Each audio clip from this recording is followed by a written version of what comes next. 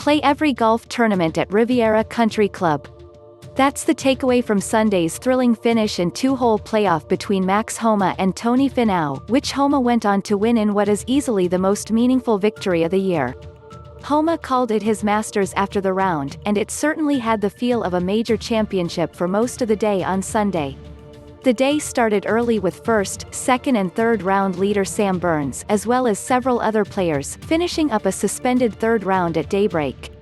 Burns took a healthy two-stroke lead over Dustin Johnson, Homa and Matthew Fitzpatrick into the finale at a track that was fast, firm and ejecting players all over the place. After a 31 on the front, Burns looked poised for the first PGA Tour win of his career. But he melted a bit coming home with a 38 on the back and opened the door to a field that was standing just beyond it. Homa and Finau walked through. Homa, who dreamed of just playing in this tournament as a kid, shot a closing 66 to get into the playoff with Finau, but it ended with disaster. After striping his tee shot on the 72nd hole just behind Finau tidying up a round of the day 64, Homa hit the shot he's always imagined hitting, a baby draw to 40 inches to beat the best field of 2021. Then he lipped out the putt. It was as excruciating as golf gets, but it was somehow about to get worse. On the first playoff hole, Homa hit his shot out to the left and it nestled up next to a tree. His only shot was to hit a wedge and try to hook something onto the front of the green. He somehow did and made a 4, same as Finau. It was the second straight day of miracle shots for Max on 10, which should be renamed the Homa Hole. Homa made par at the second playoff hole as well, and a Finau bogey led to victory No.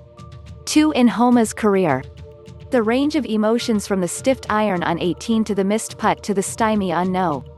10 to the victory looked like a Jordan Spiethian roller coaster. It was more surprising that he was upright at the end of it all than the fact he won. But the postscript was somehow better than the performance. After the green was cleared and Homa stepped up to the microphone, he immediately broke down. How could he not? When you care as much as Homa does and win at a place like this in the manner in which he did, words are paltry. I've been watching this tournament my whole life, he said. It's the reason I fell in love with golf. I hope you watch that whole clip of Homa. It's why this is the most meaningful win of 2021 thus far. We, rightfully, make much of the 4 big ones, the major championships.